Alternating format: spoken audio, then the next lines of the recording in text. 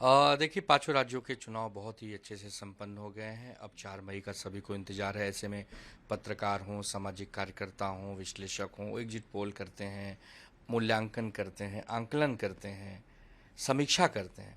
तो अपने अपने सबके वादे हैं। ऐसे ही आपको याद होगा 2024 में एग्जिट पोल आया था लोकसभा चुनाव से पहले।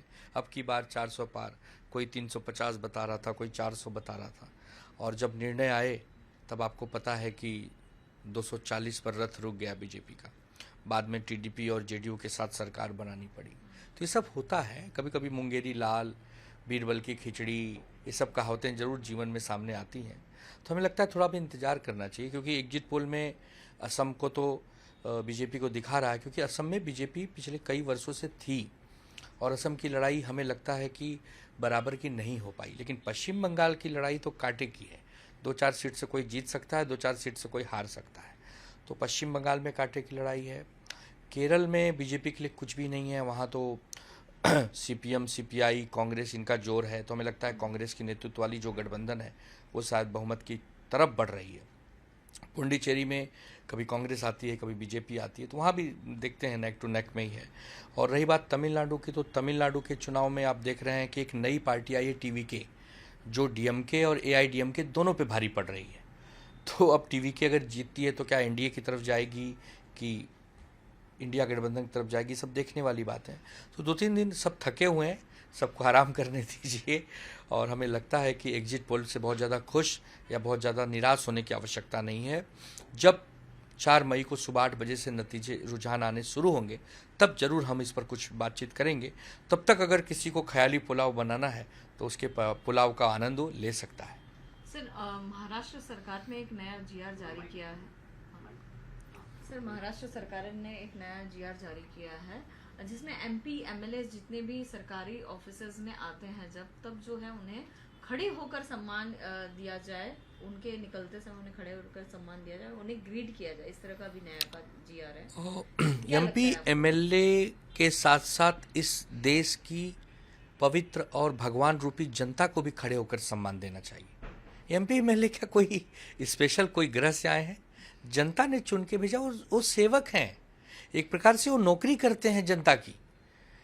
अगर वो सेवक हैं तो उनका सम्मान होना चाहिए, कि जिन्होंने सेवक बनाया उनका सम्मान होना चाहिए।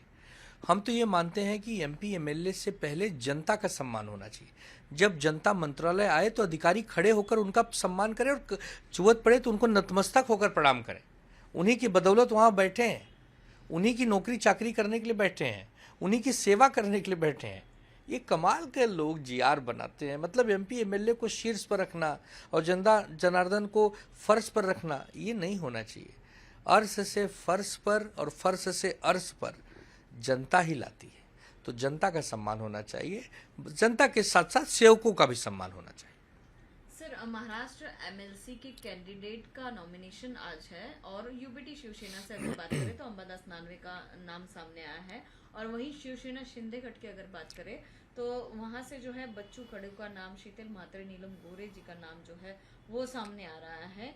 और इसके साथ ही कांग्रेस जो है वो कहीं ना कहीं अपने उम्मीदवार जो है अंबादास दानवे के खिलाफ उतारने की तैयारी में। देखिए, राज्यसभा का जब चुनाव होना था तो सीट हमारी थी, तो हमने बड़ा दिल दिखाकर राष्ट्रवादी कांग्रेस पार्टी के नेता शरद पवार साहब के लिए सीट छोड़ दी। अब विधान परिषद का प्रश्न है, हमारी सीट है, उद्धव साहब उसके सदस्य रहे हैं। अब वो हम किसको देते हैं वो हमारा दायित्व है, हमारी जिम्मेदारी। तो हमने अंबादास दानवे जी की घोषणा की। इसमें किसी को नाराज होने की कोई बात नहीं है। कांग्रेस हमारा मित्र पक्ष है। कांग्रेस के फैसले दिल्ली में होते हैं, महाराष्ट्र में नहीं होते। कांग्रेस के महाराष्ट्र के इकाई के नेताओं को शायद पता भी नहीं कि हम दिल्ली के नेताओं के संपर्क में रहते हैं। हो सकता है हमारी बात भी हुई हो, तो ये मिसकम्युनिकेशन गैप हो सकता है। लेकिन कांग्रेस पार्टी को ज़्यादा निराशा नहीं होनी चाहिए। आने वाले समय में बहुत सारे राज्य उनके पास हैं, हमारे पास तो एक महाराष्ट्र है, उनको भी बड़ा दिल दिखाना चाहिए।